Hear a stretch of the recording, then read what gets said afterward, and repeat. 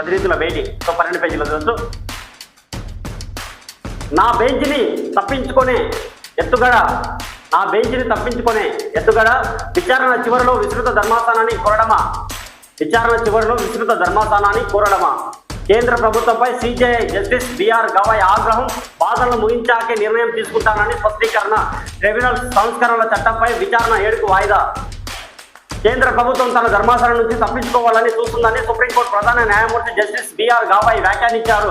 Case తుది వాదనలు వినడానికి సిద్ధమైన తర్వాత కేంద్ర ప్రభుత్వం ఐదుగురు సభ్యుల విస్తృత ధర్మాసన విచారణ కోరుకోవడాన్ని తీవ్రంగా తప్పుపట్టారు. ట్రిబ్యునల్ సంస్కరణల చట్టం 2021 రాజ్యాంగ భద్రతను సవాలు చేస్తూ దాఖలైన పిటిషనర్ వాదనలు విన్న తర్వాత విస్తృత ధర్మాసనాన్ని కోరడం అంటే ప్రధాన న్యాయమూర్తి ధర్మాసనాన్ని తప్పించుకుని ఎత్తుగడనని అభిప్రాయపడ్డారు. Justice Gavai justice K Vinod చంద్రన్లతో కూడిన ధర్మాసనం సోమవారం మద్రాస్ బార్ అసోసియేషన్ దాఖలు చేసిన కేసులో వాదనలు వింది.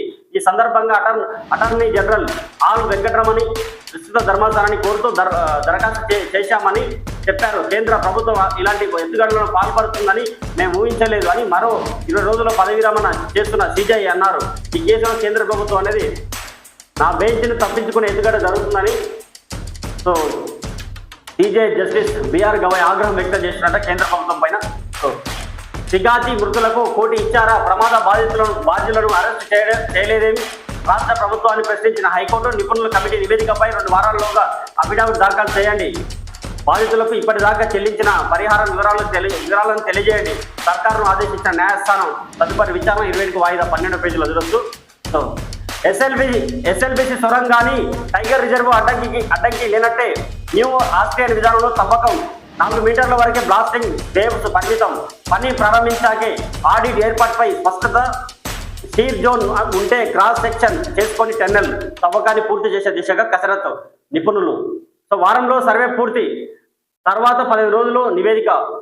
పర్యావరణానికి జంతు కళానికి టైగర్ రిజర్వ్ సమతుల్యతకు ఎలాంటి ఆటంకం లేకుండానే శ్రీశైలం ఎడమగట్టు కాల్వ ఎస్ఎల్బిసి టన్నెల్ పూర్తి చేయవచ్చని ప్రభుత్వం నియమించిన నిపుణులు ప్రాజెక్టును పూర్తి చేయవచ్చని ప్రభుత్వం నియమించిన నిపుణులు చెబుతున్నారు. 2 ఏళ్ల వ్యవధిలో ప్రాజెక్టు పూర్తి చేయవచ్చని వారు పేర్కొంటున్నారు. ఈ టన్నెల్ ప్రారంభించినప్పుడు టీబీఎం టన్నెల్ బోరింగ్ మిషన్ పద్ధతిలో చేపట్టిన సంగతి తెలిసిందే. ఏళ్ల తరబడి పనులు నిలిచిపోవడం, భూ పురాల్లో వచ్చిన మార్పుల కారణంగా ఈ ఏడాది పనులు